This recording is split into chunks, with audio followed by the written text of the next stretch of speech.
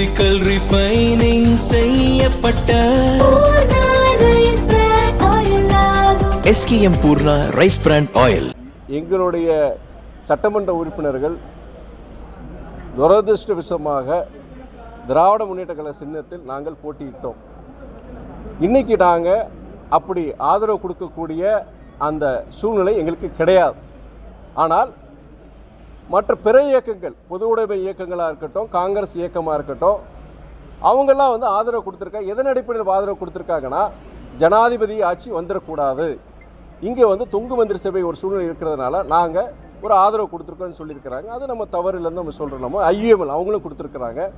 அதன் அடிப்படையில் பொறுத்த வரைக்கும், மக்கள் பொறுத்த வரைக்கும், அதாவது அப்சல்யூட் மெஜாரிட்டி தனிப்பெரும்பான்மை கொடுக்காட்டி கூட சிங்கிள் மெஜாரிட்டி யாருக்கு இருக்குன்னா தாவேக்கா இன்றைக்கு சகோதரர் விஜய் அவருடைய இயக்கத்துக்கு தான் இருக்குது.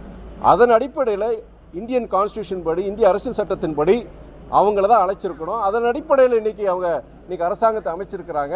அதற்கு பொறுத்த வரைக்கும் மக்களுடைய தீர்ப்பு மகேசன் தீர்ப்புங்கிற மாதிரி அதை நாம் மதிக்க வேண்டும், கால அவகாசம் கொடுக்க வேண்டும்.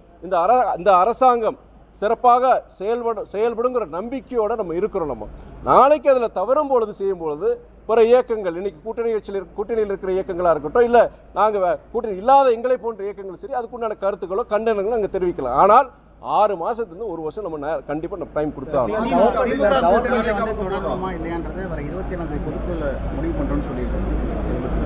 எங்களுடைய இப்போ நிறைய பேர் நீங்கள் சொல்கிறீங்க கூட்டணியை பொறுத்த வரைக்கும் அந்த கேள்வி இருக்குது. நீங்கள் ஜெனரலாக பார்த்தீங்கன்னா ஆல்மோஸ்ட் முக்கியமான கட்சிகள் தாவேக்காவுக்கு ஆதரவு.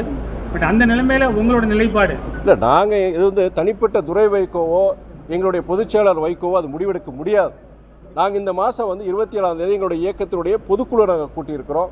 கட்சி நிர்வாகிகளுடைய மனநிலைமை எப்படி இருக்குது, கட்சி தொண்டர்களுடைய மனநிலைமை எப்படி இருக்குது, இந்த கூட்டணியில் நாங்கள் தொடர வேண்டுமா என்கிற அந்த கேள்வி அந்த பொதுக்குழுவில் வைக்கும் பொழுது அந்த நிர்வாகிகளுடைய மனநிலைப்படி முடிவு எடுக்கப்படும் நான் சொல்ல முடியும். ஒரு டெமோக்ராட்டிக் பார்ட்டியில் எந்த இயக்கமாக இருந்தாலும் சரி, தனிநபர் ஒரு முடிவு எடுக்கிறத விட இயக்கம் ஒட்டுமொத்தமாக ஒரு முடிவு எடுக்கணும். அதை நம்ம மதிக்கணும்னு சொல்லணும்.